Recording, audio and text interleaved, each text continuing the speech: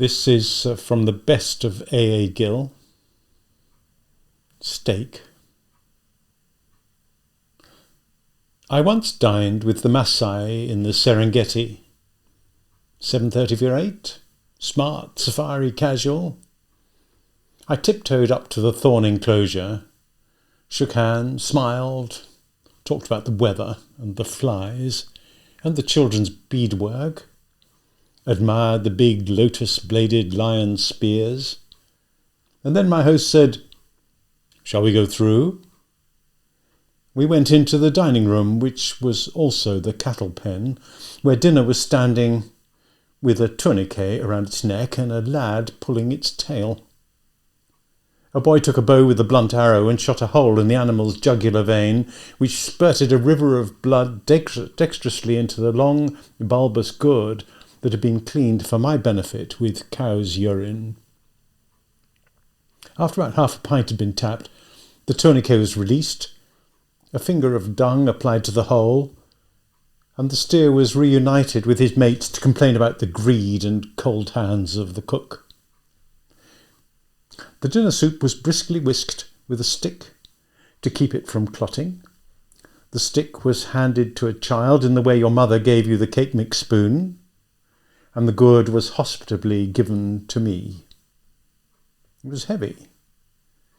The family watched with a host's nervous expectation. "Cheers," I said weakly, and lifted it to my mouth. The smell of the disinfected pot reeked rank as I felt the blood move and lurch in the gourd's neck like a slinking, dark animal. And then, before I was ready, my mouth was full, cheeks bulging with body heat, gore, and the texture of custard, silky and vital and forcing open my constricted throat. I swallowed. Great visceral chugs. Imagine what it tasted like. Just think, because actually you already know. You know what warm blood straight from a bull's heart tastes of. Tastes of steak. Not merely like steak, not just a little meaty, but of the very finest, perfect, velvety, unctuous steak I'd ever tasted. But it isn't the blood that tastes of steak, it's steak that tastes of blood. And that's all it tastes of. I never eat sirloin now without thinking, this is good, but not quite as good as the real oozing liquid thing. My Maasai dinner was, incidentally, the only steak a vegetarian could ethically eat. No animals were killed. It was organic, and it was wholly sustainable. The Maasai's cows owe their long and treasured lives to this occasional painless cupping. We live in the steak age. Marbled, fatty buttock is the defining mouthful of our time. Smart cities are being trampled by herds of restaurants devoted to cows' arses. This is the bovine spring of red meat, and it's not just America or the West. Around the world, communities that a generation ago rarely or never ate steak are now craving and demanding the taste of blood. In 1950, there were an estimated 720 million cows in the world. Today, there are nearly 1.5 billion. In America, there's one cow for every 3 people. Think of a third of a cow. That's what's on your plate, and you're not getting up until you've finished it. Why have we fallen in such greedy love with beef? What does steak say to us and about us? Well, it's manly. If food came with gender appellation, steak would definitely be at the top of the bloke column. Women can eat it. They can appreciate it. But it's like girls chugging pints of beer and then burping. It's a cross-gender impersonation. Steak is a high-value food that doesn't need a chef. You don't want some twiddly-accented, juice-dribbling, foam-flicking chef mincing about with your meat. You want a guy in a checked shirt with his sleeves rolled up, forking and tonguing your T-bone. Steaks even come with their own butch utensils. It's more like engineering or Lego than cooking. It's boys' stuff. The porterhouse used to be the dining choice of a gauche out-of-towner, a man who was uncomfortable with chic urban menus, didn't know how to order. "Oh, I'll just have the steak. Wipe its behind and bring it to the table," they'd say, just to let the rest of us cheese-eating sophisticates know that they weren't intimidated hicks. Restaurants would keep steak on the menu just for them, because they knew there would always be a certain sort of guy who didn't think that it was an acceptable date restaurant if he couldn't get a New York strip. Chefs hate steaks because their reputations are left in the hands of their butchers. Two cuts off the same muscle can eat quite differently. But today steak is, if not chic, then at least modern. Steakhouses used to be leathery, clubbable lounges with cartoons of dead customers on the walls and faux Victorian paintings of obese cattle, staffed by ancient, permanently enraged waiters with faces as livid and well-hung as sirloin, and aprons that went from nipple to ankle. Now a steak restaurant is more likely to be James Bond luxurious and internationally expensive, a setting for chiselled-jawed, silver-templed seduction and couples on multiple passports. A place for men, who might fear that their testicles would pack their bags and leave if they caught them talking about terroir or heirloom tomatoes. To have a detailed and exhaustively knowledgeable discussion about dry aging, grass-fed versus corn-fed, and the state of Wagyu Angus crossbreeding. Steak has become the butch foodie communion, and tellingly not just for flinty-eyed, Armani-suited, leaner-than-thou businessmen, but for metrosexuals who wish to beef up their cultural testosterone. In lean times, when we're keeping a white-knuckle grip on the rungs of the middle-class ladder, steak comes as a small vote of self-confidence. It's an emblem of victory, of survival. A slab of bleeding meat is symbolic of something fundamental, something pre-banking, pre-mortgage, pre-downsizing, prehistoric. It's a metaphor for the most basic achievement, to kill for sustenance, to be strong, to man up. Watch a guy in a suit look at his plate as the waitress brings his steak. He glares at it just for a moment. It's not even conscious, but it's the look of ownership. It's the pride warning, "Don't touch my meat." A lot of men do something called mantling, that is, lean over the plate, surround it with their arms just for a second. It's body language that comes from a time before speech. The bit of our brain that deals with taste and appetite is the most ancient in our heads. The bit we share with lizards. Nothing about our menu choices is purely cultural, civilized, or rational. A steak feels, looks, and tastes like winning. A direct connection to our bipedal ancestors, the original reward of victors. Actually, steak is quite modern and very American. The great boom in beef eating came during the Civil War as a way to feed large groups of peripatetic men living in tents. Steak became a fad when the first refrigerated train cars pulled out of the Chicago stockyards and headed east. Steakhouses appeared and gave fancy names to the slabs of flesh. Before the Second World War, ordinary Joes rarely ate steak. It was the occasional meat of millionaires and cartoon characters. Steaks were dreamt of and fought over. They were the muscle of a better tomorrow. Today the prices being charged for prime cuts in prestige dining rooms, where the raw material is paraded to the table like a premier cru, can equal a day's pay for the waiter. The expense adds to the personal special pleasure, the achievement, and is a secret ingredient of the filet mignon. Around the globe, particularly in the East, in cultures that are more attuned to the semaphore and smile of ingredients, more steaks are being ordered. They are the taste of the free market, the blessing of Western capitalism, a celebration of consumerism and modernity and the arrival of the middle class. 30% of the world's land surface that isn't frozen is given over to livestock production, and most of that is for grazing cattle. We eat the cows, and the cows eat everything else. Horizons of corn, the rainforest, the plains, the pampas, and the habitats of other species. They poison the water, and their flatulence contributes to global warming. Like us, the Maasai believe that their cattle make them superior to those who grub in the dirt or eat fish or fowl. The blood makes them special.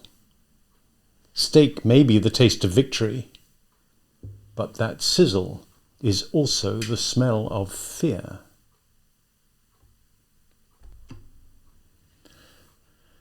And now, burger pizza. The hamburger owes its rise to Henry Ford and the affordable car, and the roads that had to be built for salesmen, families, and the migratory Dust Bowl poor to motor down, and the gas stations and diners that filled up man and machine. So the hot meat sandwich was the answer to a modern need, pit stop petrol for humans. The pizza is rather older, possibly Greek in origin. Its etymology unclear, though not its ingredients. It is bread with some flavourings plucked from the surrounding lands, thyme and laurel, goat's cheese, olives. Something like pizza was made by the Romans with focaccia. In the incarnation we know, pizza had to wait for the discovery of America and tomatoes. Italians were the first Europeans to bravely eat the love apple, realising by brutal trial and error that it wasn't a type of deadly nightshade. Pizza is a dish of the poor south, used like Yorkshire pudding to pad out hunger so that the more expensive ingredients will go further. It's always simple, cooked in a kiln hot oven, far hotter than your domestic cooker will ever manage. Pizza travelled with Italian migrants back to America, where it got bigger and fatter and floppier and sloppier and competes with a hamburger. They remain friendly but separate, integrated into the fast finger food but never amalgamated, until the Dr. Moreau horror food eugenicists come up with the burger pizza. What hellish new super chew orthodoxy, what fundamentalist Muller of taste decided that the world needed this nightmare push-me-pull-you, this pit-spawned misbegotten basilisk, this sticky chimera, this foul, unnatural Caliban union of dribble-chinned fast food. You can imagine the mad Pizza Hut scientists in their jackboots and white coats, in their secret lair where nothing grows, cackling with satanic glee as the lightning flashes over their pestilential confection. Nothing as gastrically heinous as this can be made without first doing a lot of market research. Pizza Hut hasn't got where it is today without pandering to the baser appetites of its customers. I imagine they sent out questionnaires with the deliveries asking, if you could put anything on top of a pizza, what would it be? A. More pineapple. B.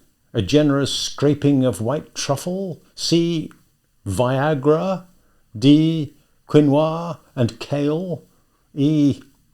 A hamburger. F. Half a dozen hamburgers. G. Other. In the other suggestion box, I suspect most responded with a packet of extra large Ristler's, mate. So, on your behalf, because someone has to step up and try it to bring back the vivid truth, because the Sunday Times has a proud tradition of investigative journalism, and because hacks have just had a bit of a bad week, I voluntarily put myself in harm's way so you can know the truth about the burger pizza. It comes in the night.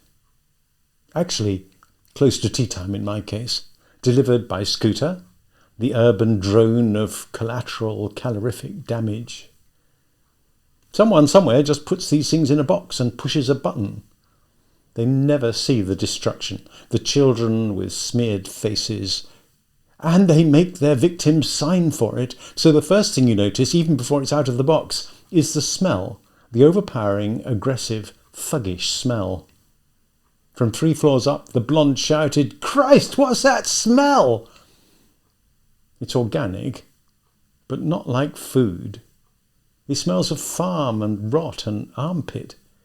If the Gruffalo farted, this is what Gruffalo fart would smell like. Open the box, and it gets a whole lot worse. There's the added nidor of damp, warm cardboard. What I've been sent is the barbecue steak pizza with mini cheeseburgers and Heinz dipping sauce.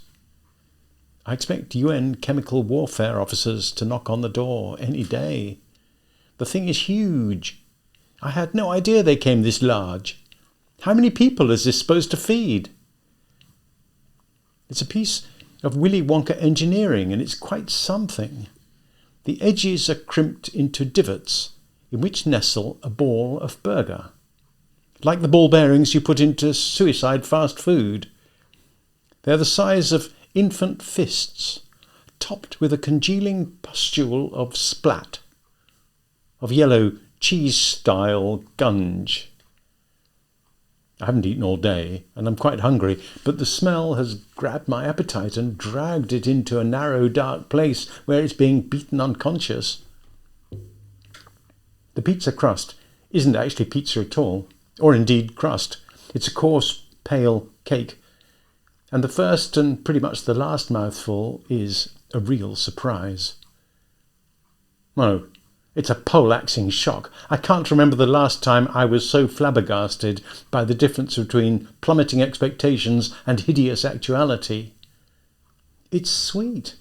Not just sweetish or sweet and sour. It's tooth-curlingly, diabetically sugary.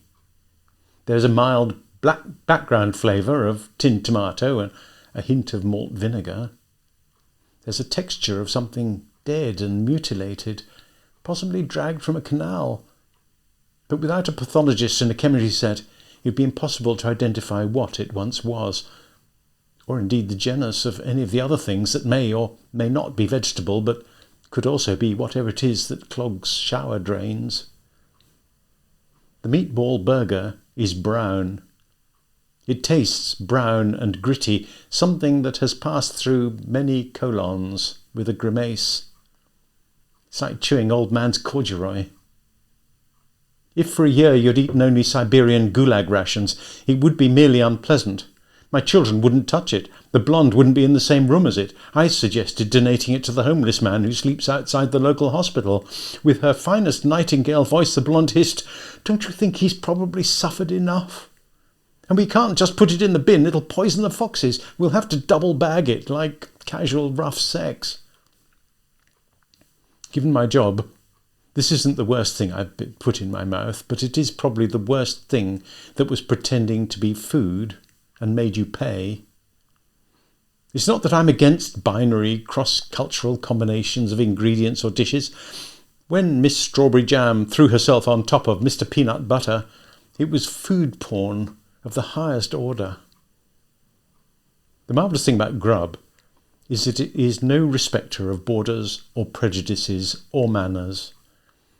There was a UN on the table long before politicians got round to it. Each time you mix and match, you have to ask, is this an improvement that is greater than the sum of its parts? And in this case, the regurgitated answer is a glottal no. And the parts weren't particularly toothsome to begin with. Forget the benign tinkering of GM. This is real Frankenstein food. This is a glimpse into the stinking box that contains the end of civilization as we know it. And then finally, Refugee Camp Cafe. The first refugee story I covered was a famine in southern Sudan. An editor on the paper, now departed, implored me not to go. Sending a food critic to report on a famine was just bad taste. But who would you trust with bad taste if not a food critic? In the Calais jungle a few weeks ago I was reminded of this by a trio of doers of good who were walking up the muddy main drag when one of them saw me and did a theatrical double take. "My God, I was just saying A.A. Gill should come here and do a review, and Here you are. And here it is, I said.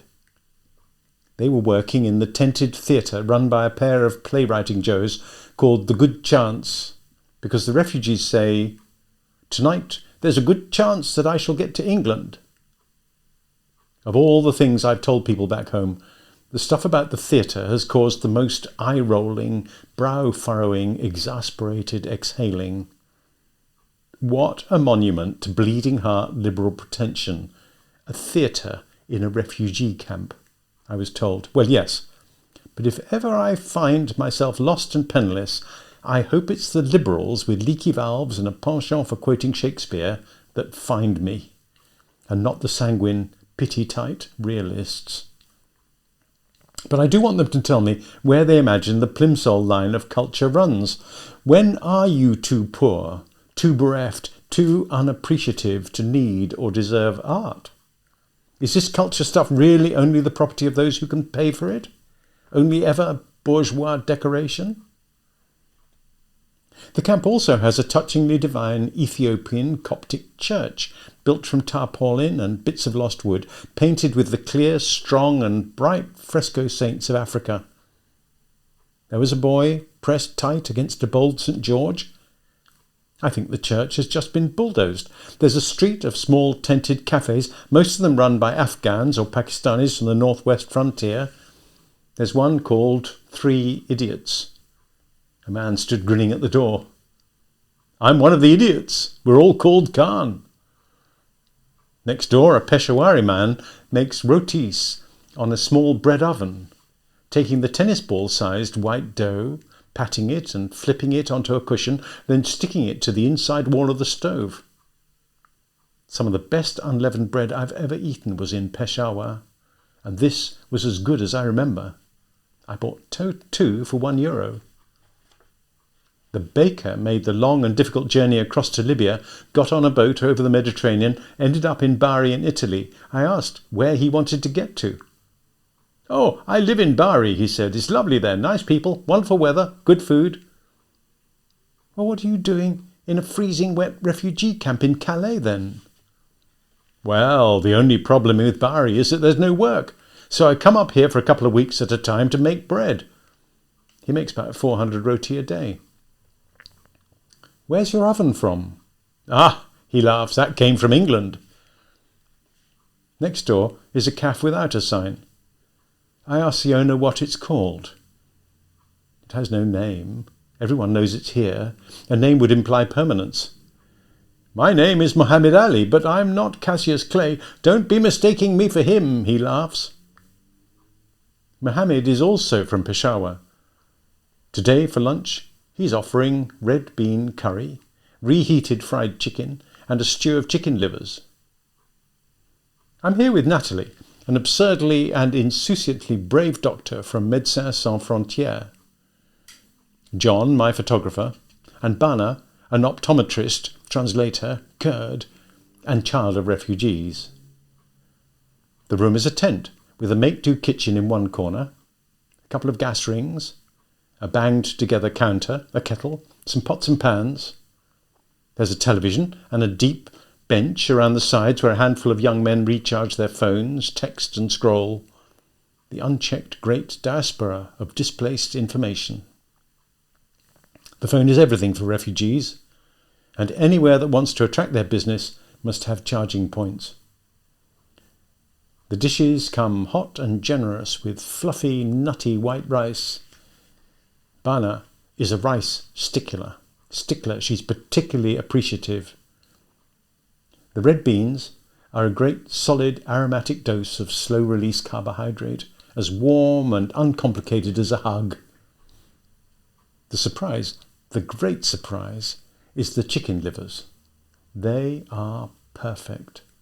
Soft with that mysterious renal flavour that is medicinal and industrial, but also like earth and grass and licked copper. The sauce is pungently hot, but still a negligee, not a shroud, for the meat. This was a properly, cleverly crafted and wholly unexpected dish, made with finesse and an élan that defied the surroundings, but at the same time elevated them.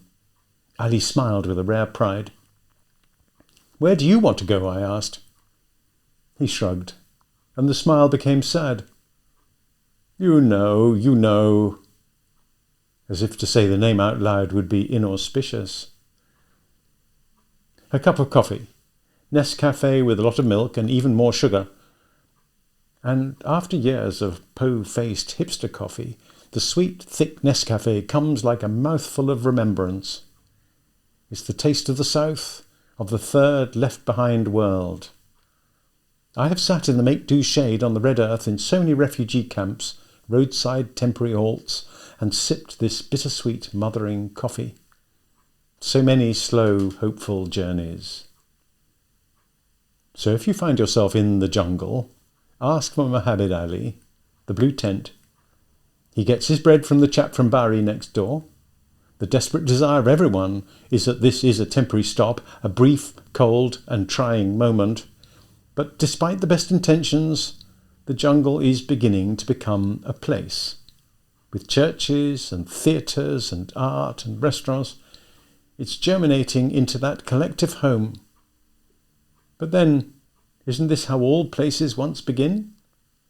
With refugees stopping at a river, a beach, a crossroads and saying, "We'll just pause here for a bit, put on the kettle, kill a chicken."